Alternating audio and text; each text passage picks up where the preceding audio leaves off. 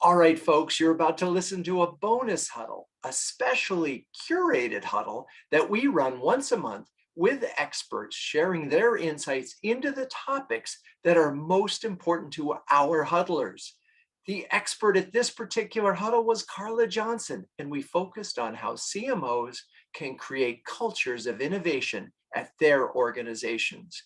It was a terrific conversation, so let's dive in. Okay, hello huddlers everywhere, and welcome to today's bonus huddle in which we're going to challenge your notion of innovation. It's not just about new product development or generating crazy creative ideas for ads or starting a new company, although those are all good things. It's really about a mindset to solve intractable problems. And as CMOs, that's what you do all the time. But do your team members know how to do that? Do they know how to sort of from nothing create something? For example, let's say we all agree we're having too many meetings in general, too many unproductive meetings in specific. Does your team have a methodology to creatively address this major issue? Or let's say you're finding that your ABM efforts are exactly the same as your competitors. Does your team have an approach, a systematic processing, get them to think about this problem differently? If the answers to these questions are no, you've come to the right bonus huddle, because today our special guest is Carla Johnson, world-renowned speaker, storyteller, and prolific author. Carla's 10th book is Rethink Innovation, and it busts the myth that innovation is something that requires a specific degree or special training. In fact, Carla explains why to be a successful company in today's hyper-competitive, customer-driven world, innovation must be everyone's business. So now, in your book, it's got a lot of wonderful stories of some really highly creative individuals, including our mutual friend, Jeff Perkins, who is now the CEO of Park Mobile. Now, I want to talk about him a little bit because, and share it with the audience, that he's one of the few CMOs that I know who became a CEO. And can you talk a little bit about how he helped create this culture of innovation? And, let's just talk about that a little bit. We'll get back to more of the details in the book, but I thought he was a great place to start. Yeah, and I have such respect for Jeff, not only as a CMO and now CEO, but he's such a down-to-earth person. And I first discovered his work, and I can't remember what I read that told the story of some of the things that they were starting to do with innovation at Park Mobile. But while they were wanting to create this culture of innovation, it was when they hired a new chief technology officer that things really took off. And it was a meeting between their then CEO and Jeff and their chief technology officer that the CTO said he wanted to host an innovation week and he wanted everybody to be a part of it. And Jeff talks about, I kind of, rolled my eyes a little bit secretly and said, oh, this sounds like one of those geeky kind of tech things that goes on. I don't know that it's really relevant to everybody else in the organization, but the more that the CTO talked about it, the more it made perfect sense to Jeff and the CEO, because the CTO said, there's a lot that we do with software and helping customers, but it's not just a tech approach to that makes innovation a reality in an organization. It's everybody understanding the technology and the problem that it solves for customers and how they can help contribute in whatever way that they had. So they started their first innovation week, and they literally shut the entire company down for a week. And they let all of their customers know ahead of time, and they let them know what they're doing and what the plans were. And the first one that they did was open forum. So they had tech teams who had this pent up desire about things that they wanted to fix in the software. And so they would describe the projects that they wanted to work on, and other employees in the company would sign up and say, I want to be a part of this too. Now, it didn't mean that they had to learn how to program. They had to get down into the nitty gritty of the tech part of what they sold. Sometimes it was just somebody who was really good at storytelling, who could tell the story of the impact that the tech would have. Or sometimes it's somebody who was just really good at putting a presentation together, or whatever it was. But it was this unlikely mix of people working together to solve a problem that had a direct relationship to the experience that they were delivering to a customer that ignited people across the organization. Now, for the first one, they didn't have any kind of theme or focus for it. And Jeff said, it was great. We got all of these ideas, but then we went, whoa, like how do we start to prioritize and what do we do?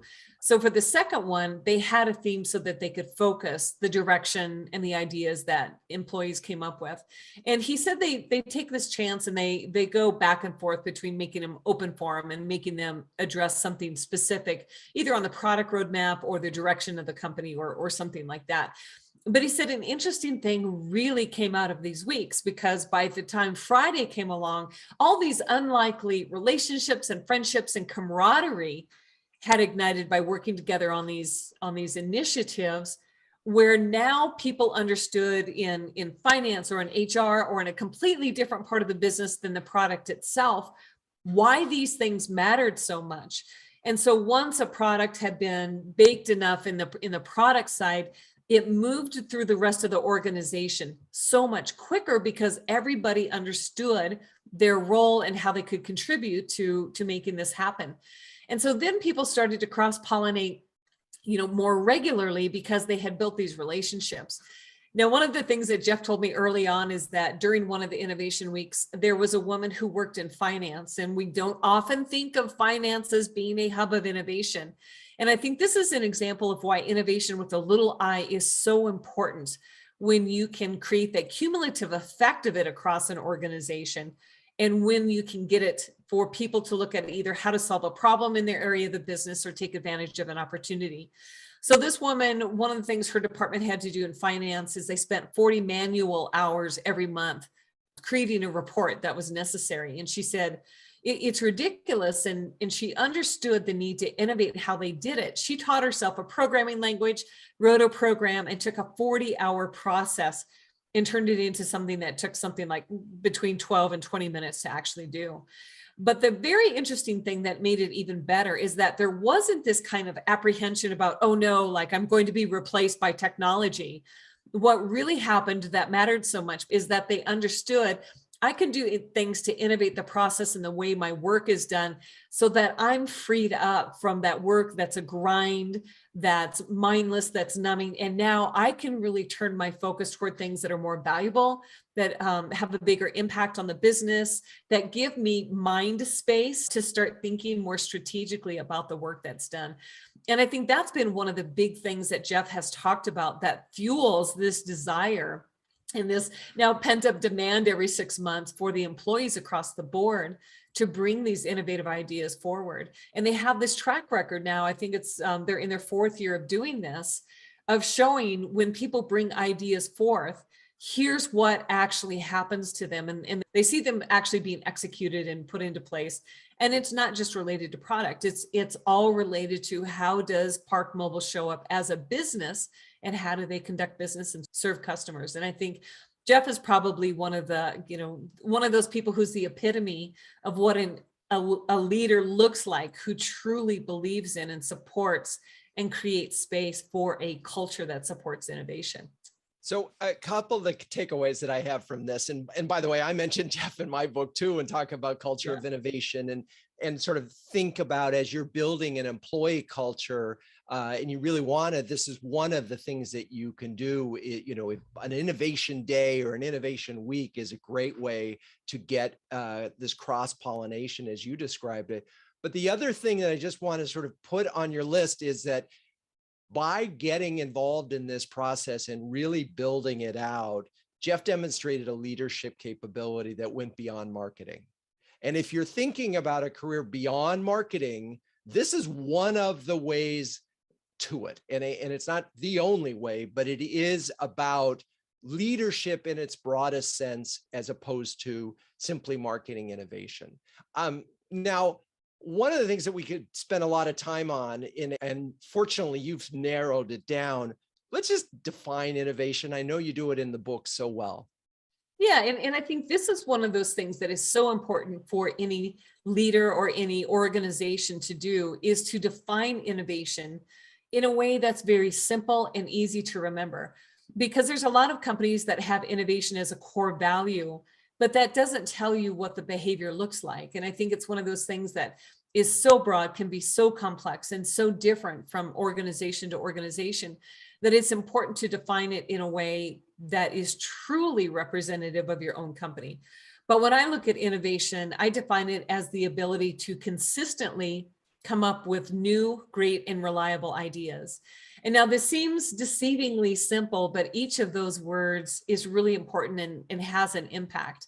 So when we think about an idea that's new, it doesn't necessarily mean that it's an idea that has never ever been done before. It could just be something that is new to your industry. Like, for example, I like to talk about how McDonald's took inspiration for their drive-through from a Formula One pit stop. So they looked at what is it that allows a vehicle to come in and out super fast, and the layout, how anything is delivered or serviced. And what is it that they could draw from that and transplant into their own design? And so it's something that really looks at the essence of what has been successful, what could be done that isn't being done. But just having a new idea isn't enough. When we look at the next word, the next adjective, it's having a great idea. And as marketers, we all know David Ogilvy, and David Ogilvy talks about a great idea as being one of those that gives you like a visceral response. You get goosebumps or the hair on the back of your neck stands up, and you have that envy and jealousy that you didn't think of it yourself because it's so amazing. But even then, just having an idea that's new and great isn't truly enough to be innovative. And it's the third characteristic along with the two that really make a difference. And that's a reliable idea. And a reliable idea is one of those ideas that has a bottom line impact. It either saves you money, it makes you money, but it has a true business impact.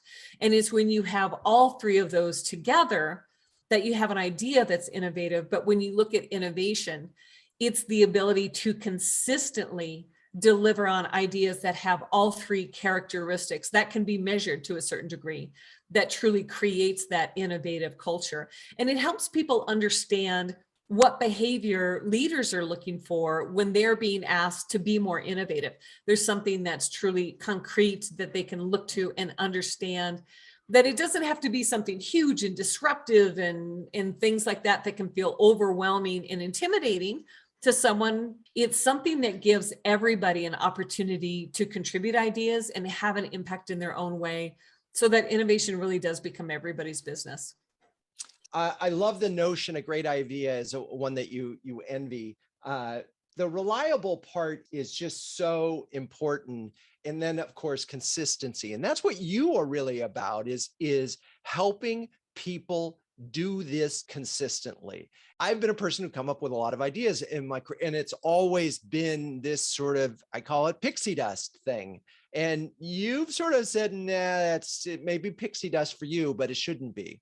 And so let's talk about the process a little bit and get into that. This is what I call the perpetual innovation process.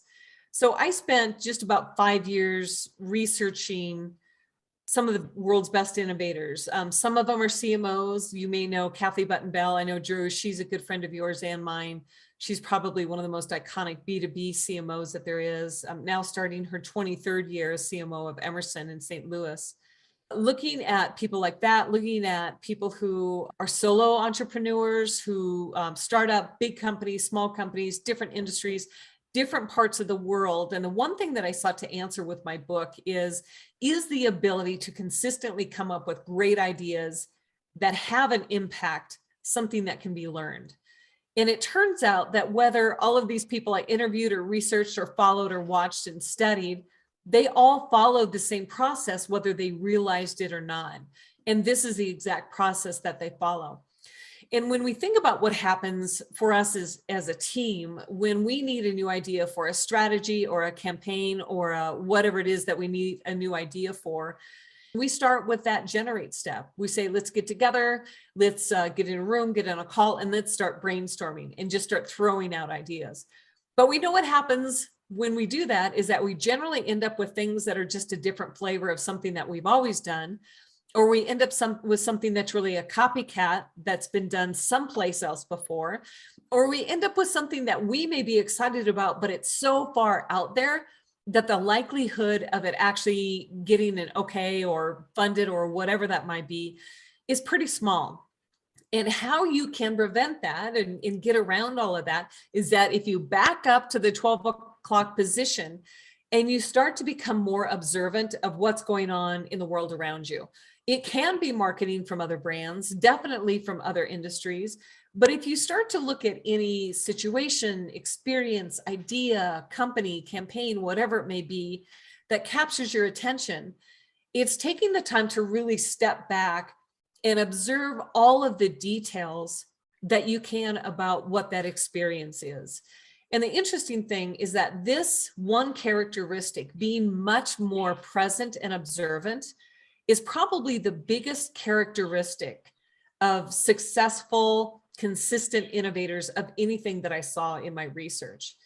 And there's other research that's been done that shows that innovative people are highly, highly observant people. And when we think about one of the Steve Jobs quotes about, it's easy, all you have to do is connect the dots, but sometimes it's easier to see those dots and how they connected by looking backwards. But if we want to be able to connect the dots, one of the reasons that innovators are successful is that they start out by collecting a lot of dots in the first place. So they're curious people, they read a lot, they may travel a lot, they try new things, they're not afraid to learn. That all starts out in that observation stage. Let me stop for a second. You just bet. Pause. And there's several things that is said. I'm thinking about Julie, who is about to have a brainstorming session, and they're going to go straight to generate. I want to put a punctuation point on that and say that's where most brainstorming starts. And what you're saying is there's 3 steps beforehand. The other thing is I love the notion of, and this is true, that all the creative people that I know that have come up with innovations, they have little folders of just random ideas. They have little books, they have things, they're always writing things down and observing but this is not something that they alone can do, is your point, right? We could all observe. Absolutely. And I think it's one of those things, Drew, that seems so simple that it's really easy to dismiss. And I know I'm a notebook junkie, and I will sit in a public place and just watch people and see what goes on, especially if I'm someplace that I'm not normally. I mean, I live in Denver, but I'm from a small town of 800 people. And I tell you, going to a coffee shop down the street in Denver is way different than going to a coffee shop in a town of 800 people in very rural Nebraska. And what you observe are very different. So being able to pull that forward and understand why observing the world around us is so important is really, really key. And once I go through these first 3 steps, I'll give you an example of a brand and how it actually plays out when they start to push the envelope in doing something that's really different.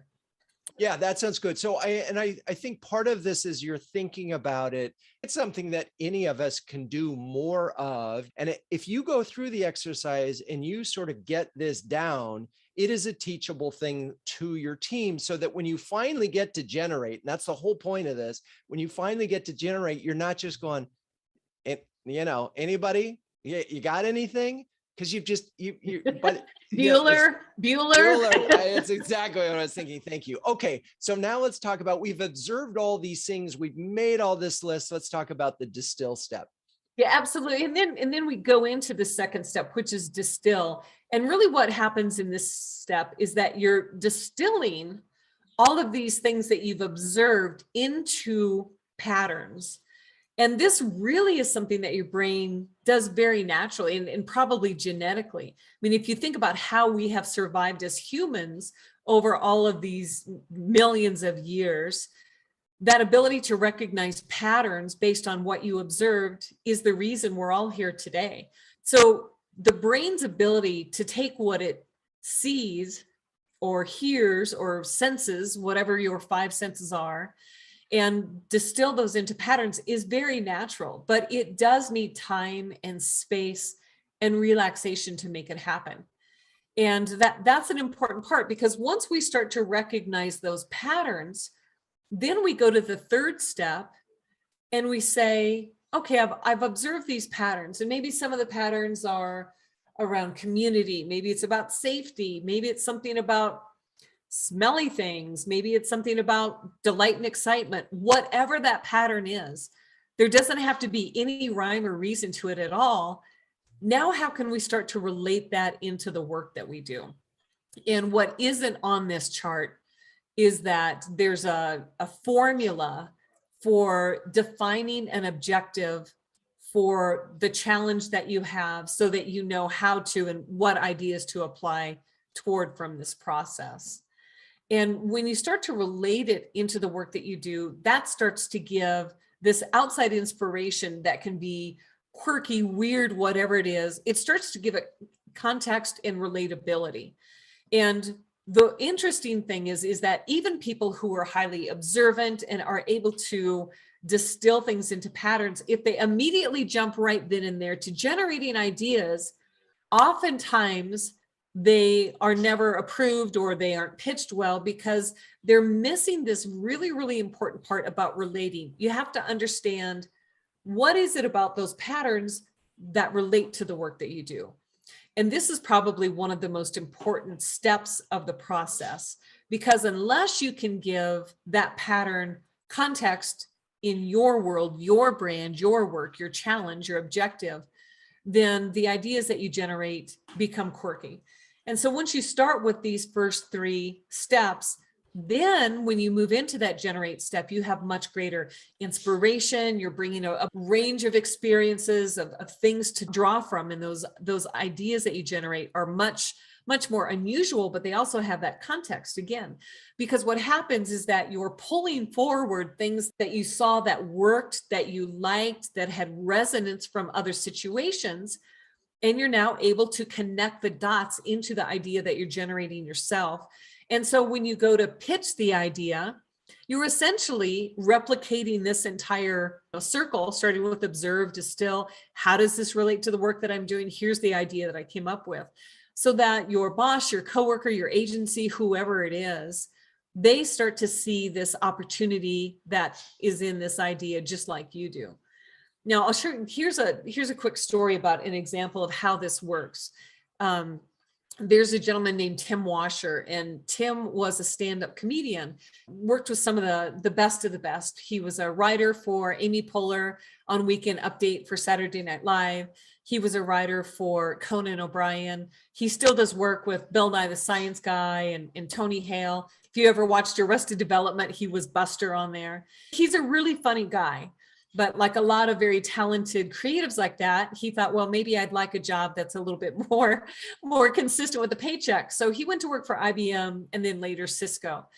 And one year for Cisco, they were having a new product launch for a new device that they were going to release. And it was coming out right before Valentine's Day.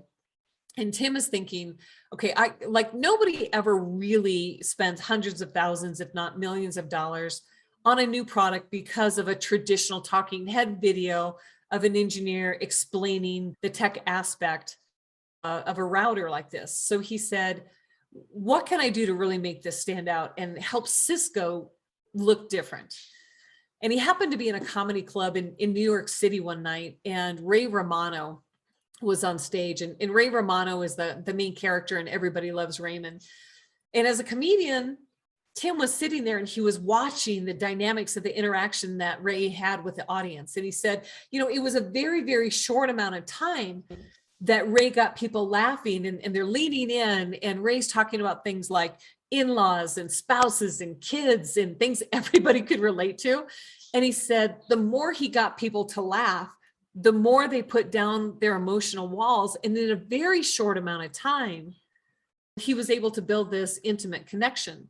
So what he did right there is he observed the situation he was in, a comedy club.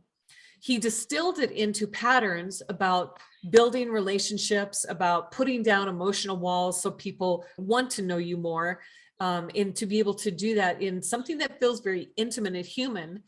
And then the next step he did is that he said, how can I relate this into my objective that I have before me at Cisco with this product launch? And he said that the essence, the things I want to transplant, to relate into my work, is that about building a relationship, to use humor in a way to surprise and delight people, and to make people just laugh and build that very human connection. And that led to the idea that he generated about launching this as a Valentine's Day gift. And the video starts out about there's 3 ways to say I love you to your Valentine. You can give her diamond ring, you can give her roses, you can carve your initials into a tree, and put a heart around it. But now the 4th is the ASR 9000. Well, it was so ridiculous and so out there that had he just gone to his boss and said, I want to make a Valentine's Day video and make the ASR 9000 a Valentine's Day gift, it would seem ridiculous and he never would have gotten the go ahead. But by observing what worked in the comedy club, distilling it into patterns, explaining how that related to the work that they were doing with this product launch, that gave context for what would normally be such an outrageous idea that nobody would ever say yes to it. Now, the interesting thing about this 1-minute video is that they didn't do promotion around it. They didn't do PR around it. They simply put it out on YouTube and they told the sales teams about it. The sales teams came back and said, this is the most amazing thing that we have ever seen. They were starting to open meetings with this video. And he said it got people to laugh and to put their emotional guard down. And all of a sudden they were hearing things from customers and prospects that they had never heard before. And that's because this one video did exactly what Ray Romano had done in that comedy club that night in New York, is that it got people to laugh. It got them to see each other as very human individuals, and it got them to put their emotional walls down, and they began to talk. Now, it was also picked up by 2 groups who are particularly important to B2B companies, the media and analysts. And that's because both groups said, this is not your typical B2B tech kind of company play. And I think you ought to start to take a look at Cisco and some of the other things that they're doing, because they are taking a very, very human-centered approach to the marketing and the storytelling that they're done. Now, at the time when this was launched, that was talking about human-centered marketing or some of these other things, was really, really early in that process, where those are terms that we hear more often now. But it was a way that the buyers, when they went to do their due diligence, they looked to the 2 people who they felt were the most credible and trustworthy, and they were saying, go take a look at Cisco. These are things that aren't being done by other brands. And that was just gold for Cisco. And they found they were able to get in the door of 3 big prospects that they had been trying to get into for years. And this was, the silver bullet that really helped them get in there. So, and I know Tim, and I'm a long, big fan of his and have been for a long time. And he's a very funny, clever gentleman. And I think one of the things that I want to do is move this away from that type of person and just say, because I've met a lot of really wonderful CMOs who say, you know what, I'm not necessarily creative. I'm not. But what your book says is you can be. You're not going to be Tim Washer writing, jokes for Amy Poehler.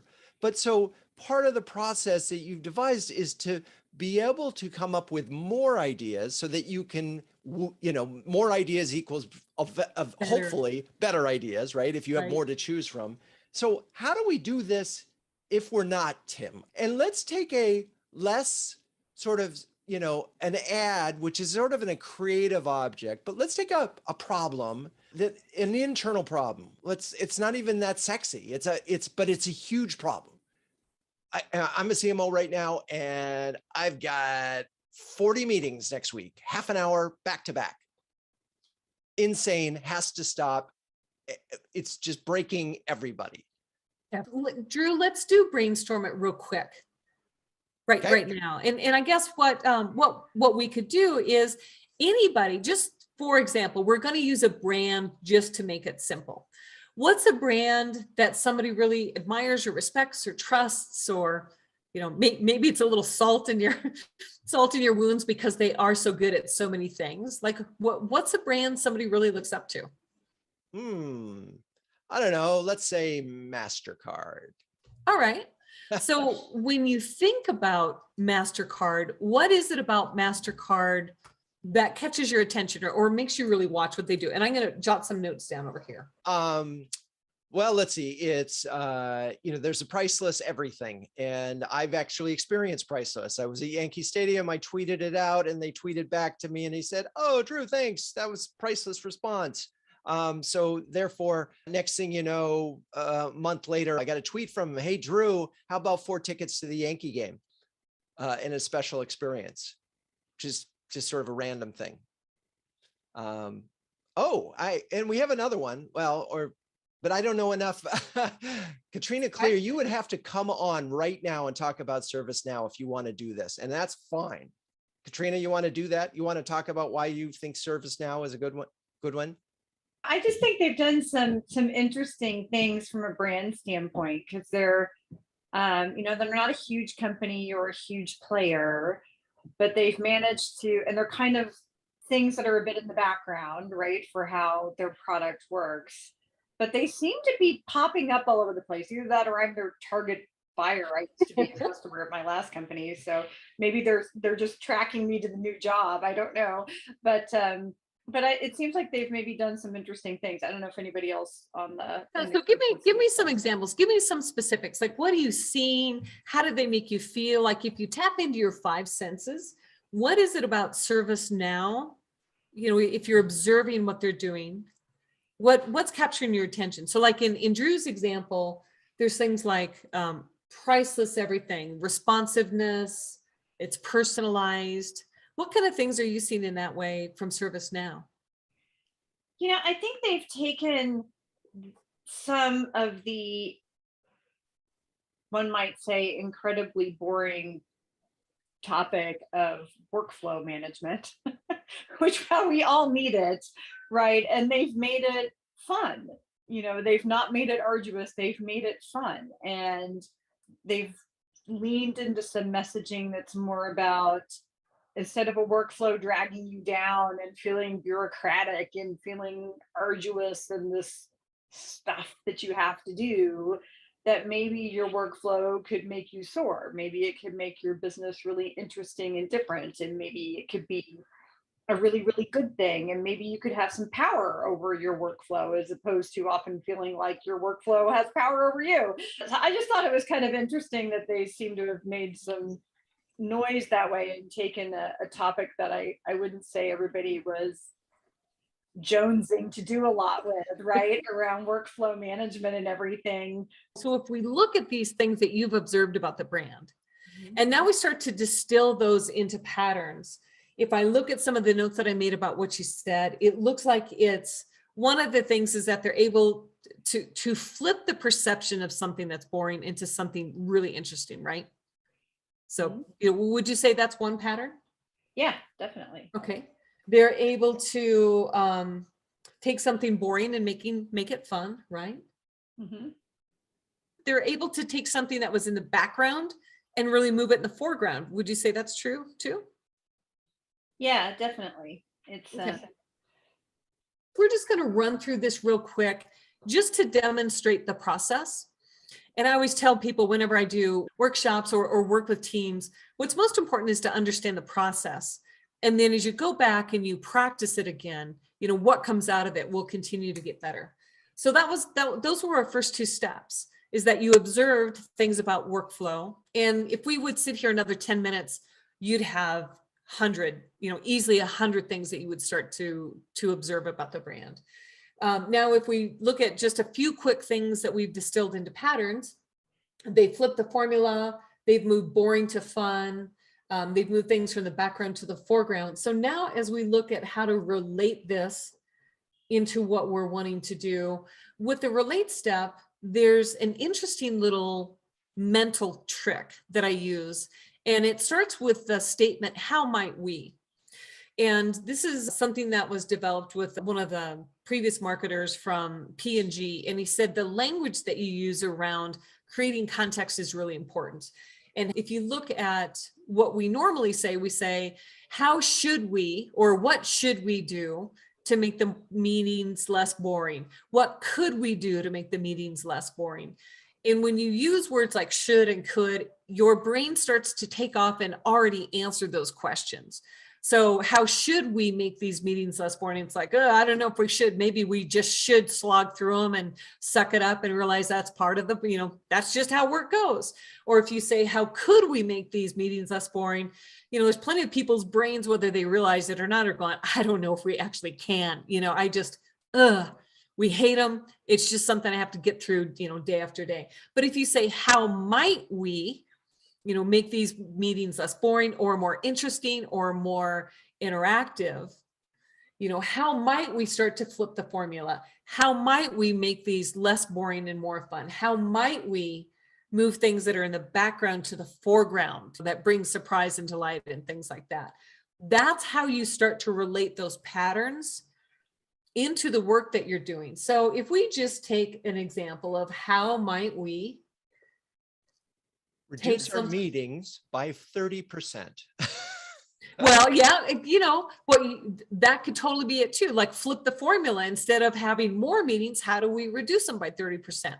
And being able to articulate specifically what you want to do is in the formula for defining an objective. So how might we start to flip the formula? And instead of having more meetings, have less meetings. So now as you go to generate, you've now started with something that really inspires you, like ServiceNow. And you understand what it is about ServiceNow that really focuses on something just as boring as meetings that, fill your calendar for hours and hours on end. You understand what they've done to make it work. And it's those details about what makes it work that you're wanting to relate into your own work. Now you come from that place to start to generate ideas. So, how do we flip the formula and start having fewer meetings rather than more meetings? And now your mind is going, okay, well, how do I solve that problem? What we're looking for are more ideas, because the more ideas you have, the better ideas you'll end up having. Maybe it's a scorecard. Who can win by being the person who initiates the fewest number of meetings? Maybe it's one of those games where your lowest score, like golf, how do you golfify meetings? The lower your score, the better you are, some things like that. And use that as an opportunity to get your team's input to say, oh, well, another example that I saw is this, and this is how they began to reduce the number of meetings. My husband talks about this all the time. And one of the ideas that came up in a team he was on previously is that everybody had to send out an agenda. They had to convince people to come to a meeting because their IT had said everybody has blanket permission to decline any meeting that they don't see a direct reason why they should be there. So maybe how do you start to bring the background to the foreground and start to say the default is to decline a meeting unless there's a reason to accept, where now maybe the feeling is that you have to accept unless there's a reason to decline. So instead of saying people have to provide a reason not to be there, maybe it's the meeting organizer who has to provide a reason to truly be there. Maybe that's one of those things. So that's just a quick run through. Now, the pitch comes in if you need to pitch this to somebody to get their approval. I don't know, in your position, you probably have the ability to say this is how we'll do things, but maybe you're looking to pitch it to your team to get buy-in so that there's consensus, so that everybody feels a part of it and agrees on the outcome, so that it feels right to not be in these meetings all the time. And maybe it's about something that could be done to empower them. But that's just a really quick down and dirty example of how this process can work. And it doesn't matter how big or how small you need the idea to be. What matters is that once you start to practice this process, you'll really find it interesting that your brain kicks into overdrive. And I have people call me and text me and message me and say, I cannot shut down the ideas, because it's almost as if now the brain's awakened and observes everything and sees the pattern, and it just keeps connecting and connecting and connecting and connecting. So, it can go from 0 to 1,000 pretty quickly. And it's learning how to manage the in-between, and most importantly, have a place to apply all of those ideas meaningfully. That's really helpful.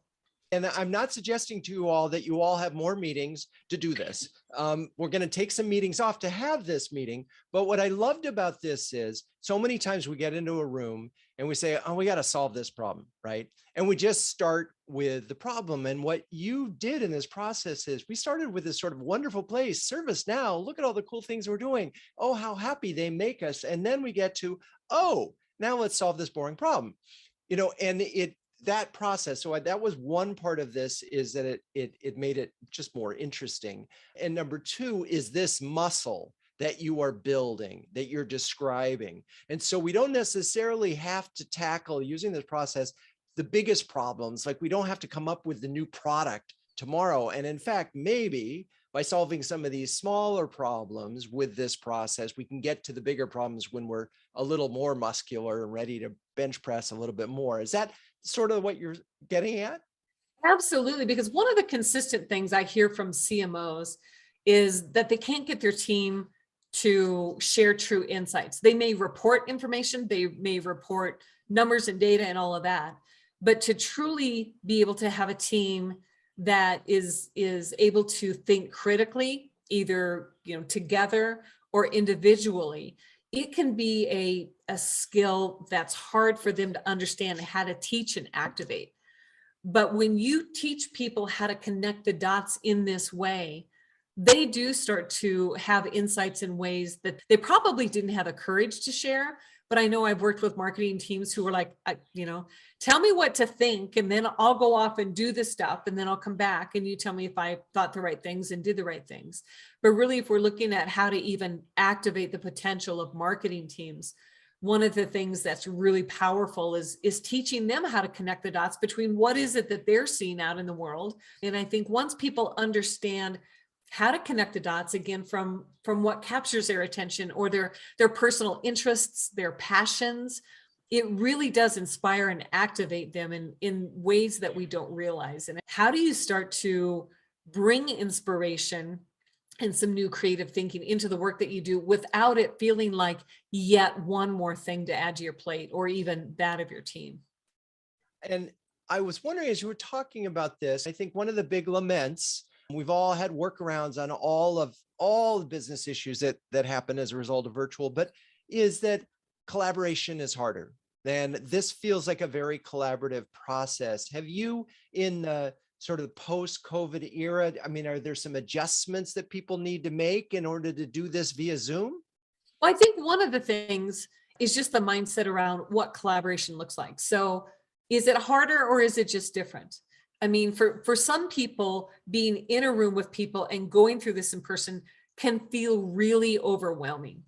And I think almost having this separation, because we're not always in a room together like this, can help some people who otherwise may be more introverted and tend to retract if they're in a room with an extrovert. I mean, I know when I get in a room and I start working on this, I get excited, I get wound up, and I can be overwhelming. And that means that people who aren't comfortable in that environment tend to pull back and not share things. And I think that's something for us to be aware of, is that there's an opportunity to use a Zoom environment, a more decentralized working environment, to help bring out some ways of thinking and bring out contributions from people who may not normally feel comfortable or feel like they have the opportunity to speak up in these ways. But I mean, there are a lot of collaborative ways to still continue to work together. One of my clients, they worked on a program that asked employees to show how they would activate the values in their company. And there was a group in Europe who is normally like silent, either in person or online or whatever it could be, who ended up doing the most creative, wacky thing that you could ever imagine. And part of it was just because it was a little bit different dynamic than what they were used to having. And in a way, it made them feel a little more free. But I think whatever you start to use for your inspiration is something that you look to in what that outcome can be. Okay, I'm going to attempt to summarize today's session. So if you want to be CEO, learn how to do innovation, number one. Two, this is a learned muscle.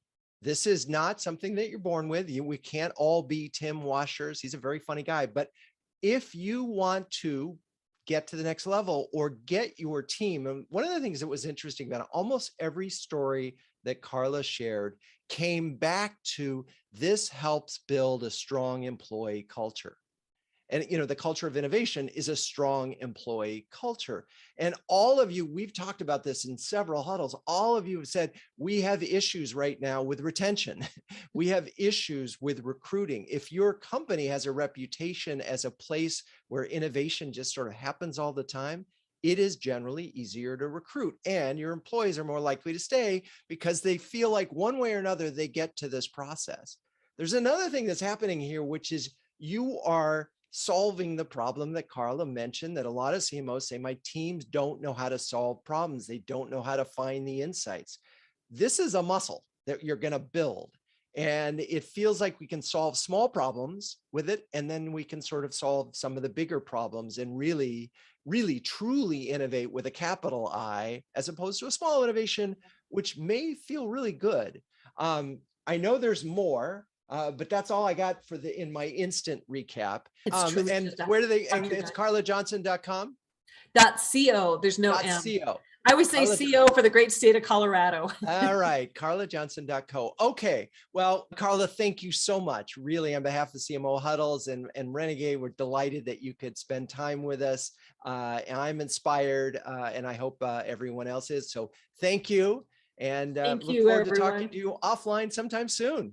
If you're a B2B CMO and want to hear more conversations like this one, find out if you qualify to join our community of sharing, caring, and daring CMOs at cmohuddles.com.